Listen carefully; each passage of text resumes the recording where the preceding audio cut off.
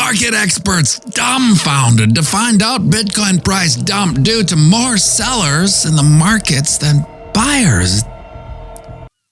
Yeah. Bitcoin, crypto, morning tea. Hey.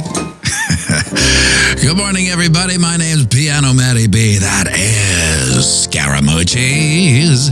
This is your morning TA.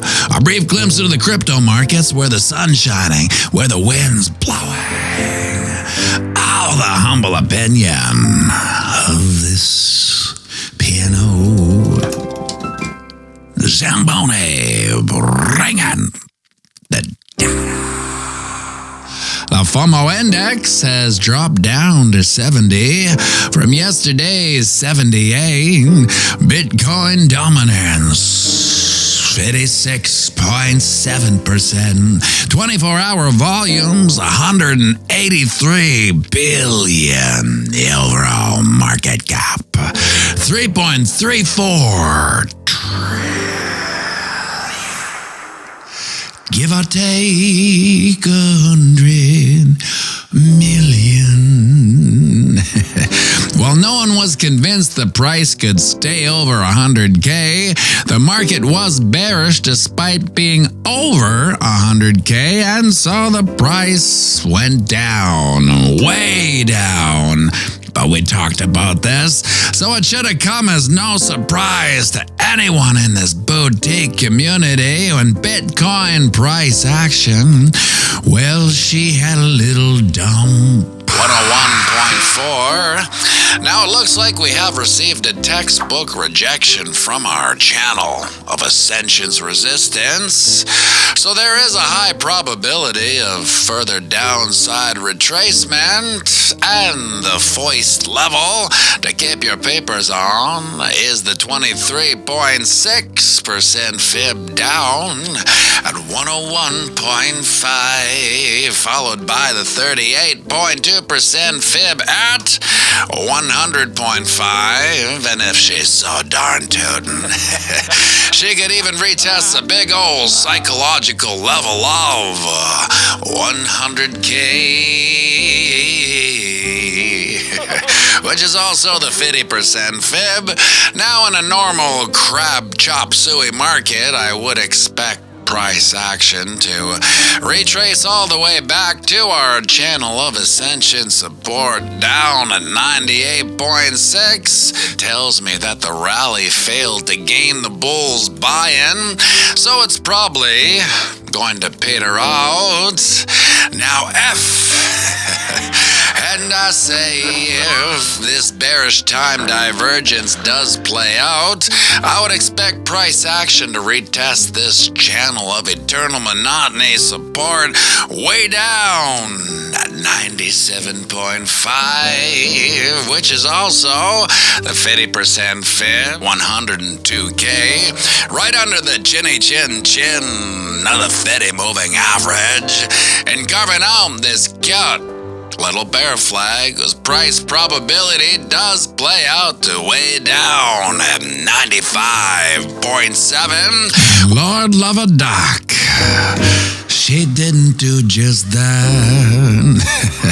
After failing to get up and over our channel of Ascension's resistance, price action did the bearish chicken dance and started to drop and drop all the way down to retest support.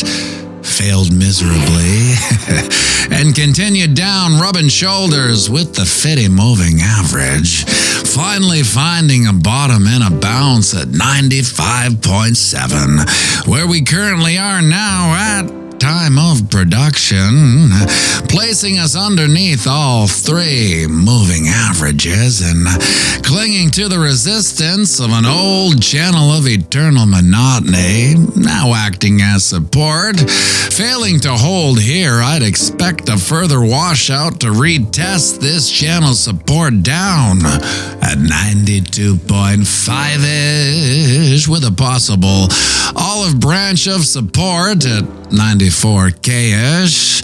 Now, my heartbreakingly optimistic outlook for today would be to get back up and into our channel of ascension, rallying back to and closing a candle at or above 98.2. Over on the ding dong, you can see we carved out a textbook bearish engulfing candle, which does signal continued downside action moving forward. Bearish levels to keep your peepers on would be at this channel of eternal monotony support way down at 90K, with a possible white knight support simp at that 94K-ish level. Most importantly, and rather unfortunately for the price, we have carved out a lower high, which does throw shade at our previous high as an impotent flash in the pan boy band high with no street cred or talent. So we should be focused on whether we can get back up to and candle close this previous level of 105.8. But today I'd like to see some recovery baby steps up the fibs. First, obviously getting back into our channel of eternal monotony support. Now acting as resistance at 97.2, which is the 23.6% fib, followed by the 38.2% fib, up at 98.2, but the most crucial level would be to get up to and candle close the 61.8% fib up at 99.7. As it would take us out of this bearish vortex, this head and shoulders pattern, we find ourselves flirting with once again, which does have a price probability of 80K-ish. Shut your mouth.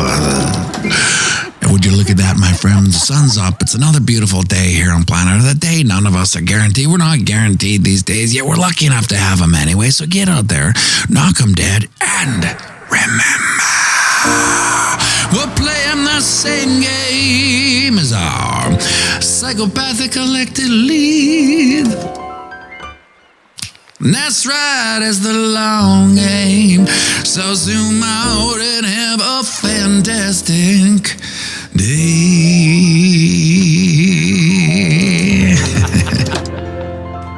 And we'll be going live right away, so grab yourself a coffee, join me for a quick one, and by all means, sing it with me now. Or on the banks of Boom Dash Bank, Bitcoin, crypto, morning tea. Hey, whoa, cha-cha-cha-ching.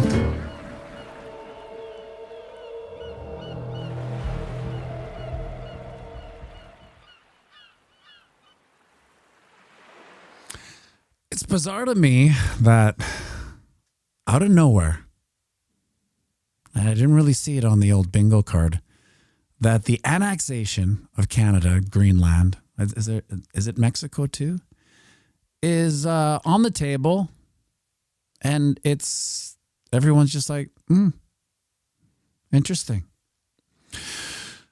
There's not a lot of pushback. There's a lot of kind of, oh, why I've never, some people, oh my God, is there? But there's no real pushback. Who's texting me right now? I find it amazing because think about this. Think about if it was any other leader of a country saying, well, we're probably going to take Canada, Green Room, that was my old bar, Greenland. The whole world would be up. God forbid if it was the the bad Russian man saying that. Oh my God, you'd never hear the end of it. But right now it's like, I find it funny because it's like, I see people in Canada saying, you can't take Canada, right? And then Trump is kind of just like, yeah, we can if we want. And, we will if we want. It's bizarre to think that it would be that easy to just hand it over and become the States in, a year. It's funny, but like you zoom out into the big, those moving maps where they show like Prussia turning into Germany and whatnot, and like over time how it all just kind of morphs. Just living through that right now. Who knows?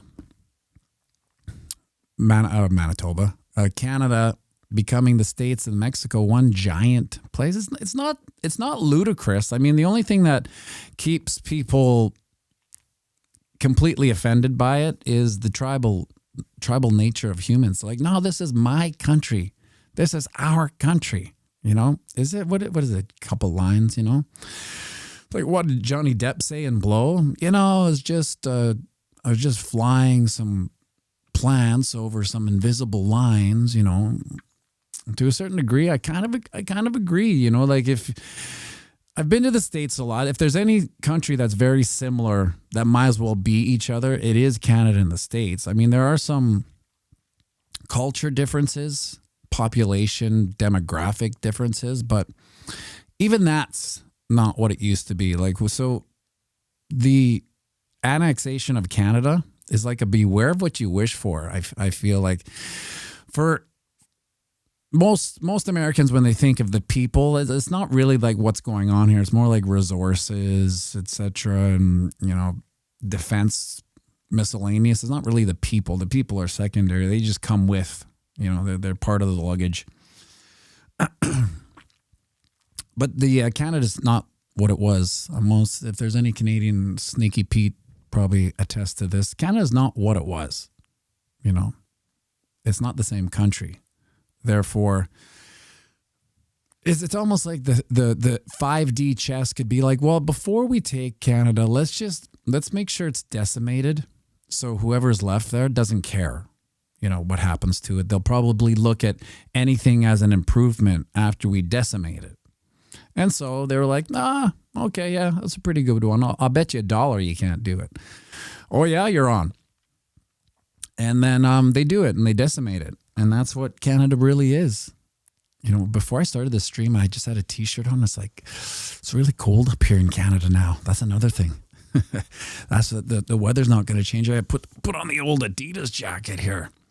The problem with this jacket is that when I got it, I immediately spilled coffee on it and it didn't come out. So it's like I'm kind of stuck with, I rarely wear it out because I don't, not that I care that much, but it annoys me. It's kind of like when the comments aren't square there. I don't really know what to do. So, with all that, JP was at Trudeau's job all along. Well, you see, Canada is a glorified British territory, really. Like when you get down to the brass knucks of everything. I was going to say brass tacks and brass knuckles for some reason, so it came out brass knucks. If you, that's really what it is. I mean, we have, British Columbia. We have a bunch of all these figurehead things that are attest to the Queen. Like, you wouldn't believe what happens when the Queen comes to Canada. Like, the Queen's dead, I think, right? Anyway, when she would come, the whole goddamn country would lose its mind. And like, you can imagine me outside, like eating my popcorn, just watching normies live their life. I'm like, wait a second, why are they lining up on the streets? And sure enough, the answer is they're lining up on the streets to see the Queen drive by. I'm like, you're not going to convince me that the humans in Canada are lining up on the streets to watch the Queen drive by. Sure enough, they are. So it's deeply rooted in that whole monarchy. And then, when you really get deeper into it, you think about monarchies and you think about the illusion of democracy. So what are we living through here? We're living through a monarchy. We have Justin Trudeau, the son of Pierre Trudeau. And then in the States, you had Bush Senior, Bush Junior. You know, I get it. It's a family game. It's a nepotism at its best, and why not? You know, if I was a Formula One racer, Duke would be a Formula One racer too. So these people in politics, I guess, it's just their lot in life, you know, and they all are drafted out of the WEF. So that's what it is. I remember, you know, back in my early conspiracy theorist days, I used to watch this movie called Agenda 21. It was one of the first real, I don't know if it was viral or not. It wasn't viral like Zeitgeist was. So, Crypto Billy 111. Back in my day, a Canadian one or nickel could be used at any store in the USA. It was accepted. They would be a little annoyed, but would accept it. What happened, Matty? Well, the value of the dollar, this might be new to everyone in this community, but the value of the dollar was debased. And it fell and it fell and it fell and it fell. I think it's like if I were to go to the States, everything cost me $1.40 Canadian. And the States is just as expensive, if not more, than anything else in Canada. So you can imagine like going and buying a hamburger or something for $25 US. So what is that? Almost like $40 Canadian for a hamburger.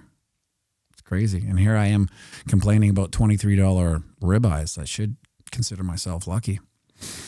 Yeah, so we are basically just a British territory. Sad to say. So if it was, it would almost be like a emancipation of some sort. You know, getting annexed into the American system. Carl Elder, Pianomattyb B, and Duke have a monopoly on the piano market. Well, someone was, I think it was Terry Crow. I have links to the piano I use here. And the reason I use a Roland FP60 is because it has the drums. So if you've ever watched the piano stream, when I'm not playing piano, when I'm not singing, I'm playing the drums. And when Kyle's not singing, he's playing the drums. And usually when people come onto the stream who are new, they're always like, who's playing the drums? Where's the drummer? Where's the drummer? And the reason I have it, the Roland FP60 is the brand that puts the drum back into it. And we can't do the show without a drum pad or a drum thing on it. Anyway.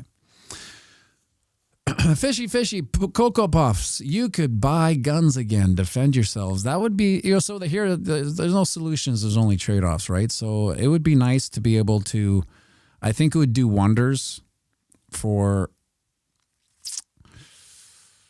a certain group of people to be able to take the defense of themselves back into their hands, you know, and have guns. Because right now, basically, you can have guns here. So, for instance, I had my hunting license. I went through all the bullshit, you know, the stupid class that they just pass you, like whether there was borderline, you know, borderline dummy. I want to say something else. Borderline dummies in the class that could be like got everything wrong, and then the guy was just, here you go, signed off on it. So that doesn't really matter anyway. But when it came down to the 11th hour, I had to go register with the police and become like, I just didn't want to go on the radar as having a, you know, for whatever reason. I don't need all that information being shared with the police. And then some of the friends I do have that have guns, I mean, they have to, they can't, anywhere they go, they have to phone a number to the cops and say, yeah, I'll be traveling from, you know, this address to this address. And so, blah, blah. If you get caught traveling without saying, you get a big fine. Who knows? Blah, blah, blah. So it'll be nice that'll happen. Or you can just go on the black market and it's much cheaper, but earphones aren't anything. One of the other trade-offs would be the healthcare system. Now, I'm not a big advocate for our free healthcare, because it comes at a cost. I mean, it's not that efficient. Now, the ability to pay for what you get or pay for what you want in the States, I mean, you have to be really wealthy to get into the medical system and not go broke in the States. I think it's the number one case of delinquency or bankruptcy is medical bankruptcy. But in Canada, it's a two-tier system, and it's those who don't know people and those who do know people. So one of the reasons why I stay at the squash club, and there's been times where, you know, I've been injured and I couldn't play. I'm like, well, maybe I'll quit. Maybe this is the time for me to quit, because you can't play squash as you get older. It's just it's hard on the old joints and the knees and whatnot. So I keep that membership because there's doctors there and lawyers. And there was many times that I was able to consult a doctor on my own behalf and on my family's behalf. Some people in my family that, you know, needed quick test, you know, so they didn't. So you can imagine, I'll give you an example. My sister had something on her stomach, like it looked like a mole or something. So she, I'm getting the story wrong, but she went to her doctor and she's like, yeah, we should really get that, take a look at it. I'm going to refer you to a dermatologist, and here you go, contact this person. So the dermatologist gets back to her and goes, yeah, we'll have you in 9 months. 9 months. So you can imagine if it wasn't anything serious, but if it was something serious, you can go from nothing to, you know, the funeral in 9 months sometimes, you know. So where's my pedal? Oh my God. Carl Elder, thank you for the super chat. Hit the likes, people. Hit them all day long.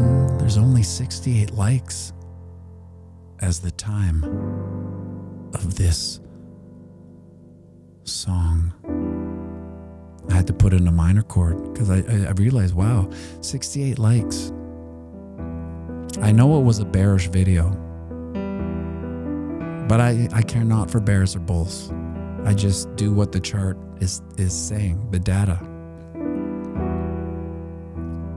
There we go. I get more likes. You know how I hate this whole likes thing. You know how I hate it, but maybe it does make a difference. I see everyone else pander to likes, right? And it gives me the cringe feeling when I see it. I'm like, God damn it, I don't want to do that. Anyway, thank you for the super chat, Carl Elder. You have to remember when I was making that video yesterday, we were on a massive pump, right? Like not a massive pump, but it was a good recovery pump. Take a look at this just so you get what was going on here. This wasn't here. Where's my mom? This wasn't here yesterday. You know, so when I was making that, oh, well, you know, we could go all the way back down to here. And then, you know, ideally we'd probably go back to here if you're so darn tootin', right? That's not a normal, after a pump, you wouldn't necessarily want to be talking about that. But because I don't really give a shit about the market movements, because it's just a real chop suey as you zoom out, you know, it's just higher highs, higher lows, you know, so like all this is just noise. This is just noise. So I don't really care. And when I'm making those videos like yesterday, and I'm like, I'd never think, wow, that's so bearish, 97.5. What would you say that? That's crazy. 95.7. You know, why would, you know, we're over 100K. Why are you so bearish? I never think that. Because I care not for bulls nor bears, I just read the data that says, and the probabilities, they're all reactive, right? And I got a comment, why do you always put those videos of, we talked about it, you know, where something like, do you like to see your videos?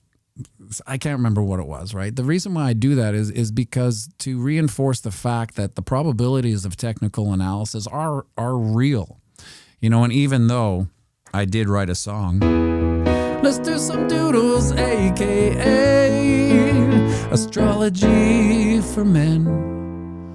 Oh, those kooky little lines, always wasting my time, messing with my head. Astrology for men.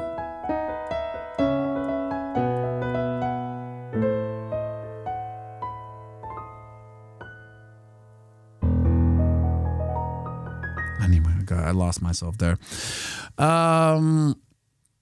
The astrology for men helps you with your expectations. And if anything, it just mitigates your expectations. Do you know what I mean? Like, so when we're up here, the expectation mitigation that was going on was, well, there's probabilities of pullbacks on every massive pump. It's just the way it goes, right? And so the expectation mitigation allowed me to not give a shit about this. Like this, we talked about yesterday that this is like a 2% range? Or was it 4? I think it was like, 4% range. 4%. Like who cares? It's like crying over spilt bearish milk, so to speak. You know, who cares about a 4% swing? You know, okay, well, it wasn't 4%. Pianomattyb, get your numbers right. It's not 4%. It's 7%. It's a 7% swing. And that hoits. It smarts. It smarts right in the wallet. No, it doesn't. These are nothing. These are nothing moves. And yeah, psychologically, under 100K affects people. You know, it's just a big round number. We're going to have to deal with that. You know, while we're oscillating up and below it, it's going to hurt every time we're down underneath it, and it's going to feel pretty good, but on borrowed time every time we're over it. But I mean, that's just what we got to deal with around this 100K. You know, maybe in the next bear market, we may be, 100K may be the floor. We may come back to it. I don't know. I think we're going to have such a incredible welcome, Peter Costigan, to the pianomattyb channel builders, helping maintain the lights on in this one-man show. Thank you, Peter. Oh, yeah. How's it going, Duke? Good. Good? Yeah. Well, do you remember Astrology for Men? I'd be impressed if you remembered all the chords and all the words. Oh, put the piano on, eh? I'll get it. You might turn the history erase button on. There we go. Okay. I think it's F. Let's do some noodles, aka start with A, start with G for men. Let's do some noodles, aka start with G for men. I saw a cup and handle pattern. I saw the head and shoulders in the sky. I'm looking at the moving average, convergence, divergence, the MACD, whatever that means. Let's do some doodles, aka start with G for men. Let's do some doodles, aka start with G for men. Looking at a triple top, I saw the RSI is overbought. I'm looking at a spinning top candle. Some people call it a doji. A doji? Whatever that means. Let's do some doodles, aka start with G for men. Let's do some doodles, aka start with G for men. Oh, those kooky little lines.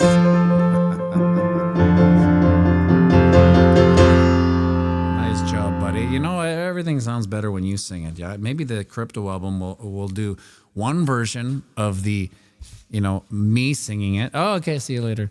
And then another album of Duke singing the crypto album. I think that's a pretty good idea. We'll get him on the vocals, and it'll be Duke's version. So, he can... Ava Angel, how soon till piano me sitting on Duke's lap? How soon till Duke's changing pianomattyb's diaper? The problem is that Scotty Mo, Duke on the B side. Crypto Captain Kirk, are you a Polyev or a Trudeau guy? Listen, they're all cycles to me, right? Like even Trump, they're all cycles. To me, I care about one thing right now, and that's the proliferation of Bitcoin. because I do believe Bitcoin is like, do you remember the never-ending story? Remember the nothing? The nothing was like this cloud of fog that everyone was like, they thought would just move. It's like in Fortnite, they have the storm that kind of, it's got to keep you moving.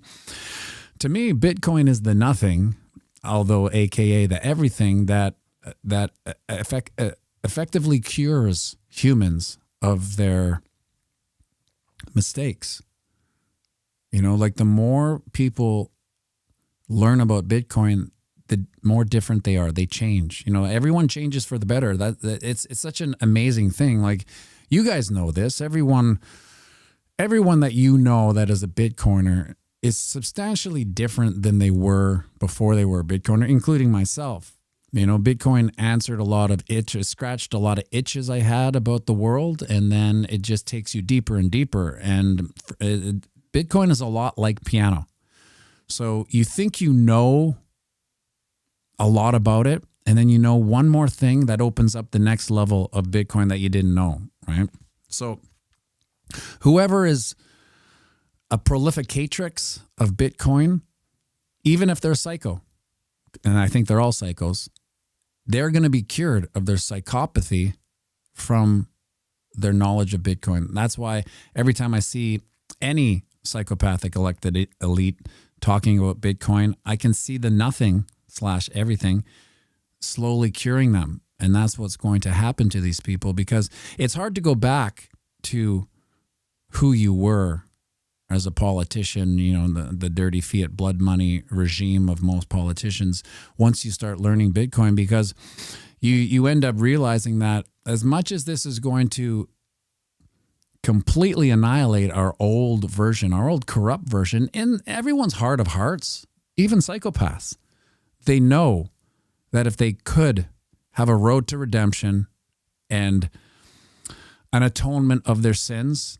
and washed into the truth, they would take it. But they're so deep in their own psychopathy and corruption that they don't see a way out.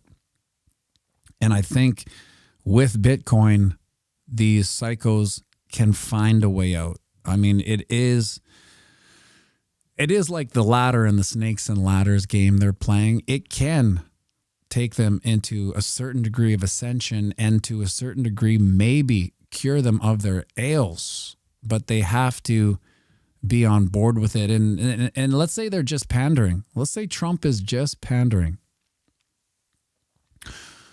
to the Bitcoiners. Like, he thinks that this is a smart, like he did a focus group, and they're like, when this crypto sovereignty movement, it's catching legs there, Donnie. You should maybe pander to it. Let's say he is doing that. Well, he's going to rub elbows with the uncommon knowledge of Bitcoin, and it's going to affect him if it already hasn't, right? That's why, like, when I think of Polyev, the ace in the hole he could pull off right now. And I don't think I don't know how they get this approval to do this, but if he were to all of a sudden front run Donnie with Bitcoin, and Canada came like with a public, he's not in power yet. That's the whole thing. We still have this illusion that Trudeau resigned. He just said he did.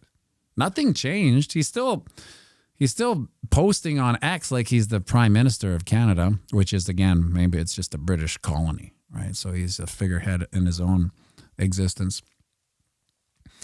But the best thing he could do is make a Bitcoin strategic reserve. And then at that point, it may give him the economic clout where maybe it isn't such a easy takeover, which essentially at the end of the day, Donnie wants to take Canada. Donnie's going to take Canada. There's not much he can do. And I bet you he could convince a lot of the strong citizens of Canada that it's not a bad idea. And I think some of the weaker parts of this country would put up a fight just because their paycheck is kind of dependent on not wanting that, so to speak. There's a lot of government workers here, and they just do whatever the government tells them to do because it's their boss.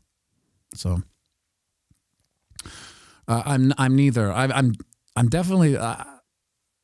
I'm so disillusioned by the democratic process and the illusion of it that I have a hard time standing by it. It's just rule by mob. If there was 10 people, if there was 11 people in this room or 10 people in this room and 6 people, wanted something, well, 4 people go without for the rest of the time, and it's not perfect. But maybe it's the cleanest dirty shirt in the laundry basket of control that has been running the world for, I do believe, I always say this with the conversations I have with normal people on a day-to-day basis. I'll always bring it back to Bitcoin somehow, right? I'm annoying that way. But I believe the blockchain technology will revolutionize the democratic process too. The fact that we have true transparency to a certain degree. And there's a part of my mind that can't understand what I don't know with this some sort of esoteric, deeper meaning to Bitcoin that I've talked about before. And I can't get there. I just know that there's something. It's almost like in RoboCop, the 80s movie, he had that prime directive that overrode his things. Like, I cannot, shoot my creator or whatever.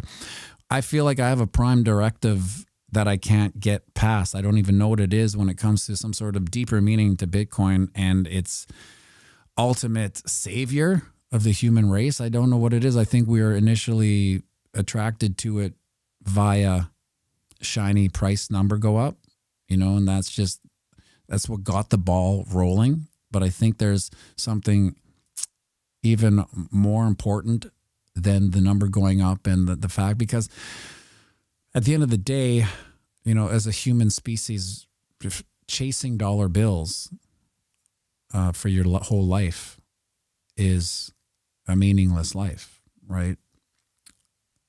It's such a beautiful, amazing organism, the human being, to be locked in this hamster wheel of chasing dollar bills.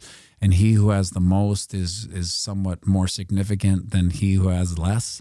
It's just a sad part. So I do believe that there's something about the blockchain and the underlying technology that is 6D chess out of my intellect. And maybe I'll get there when it presents itself, and maybe we have to evolve into it. Like it exists somewhere where collectively we have to intellectually evolve to. And now I'm just kind of confusing myself. So I bid everyone an amazing day. Make sure you like and subscribe.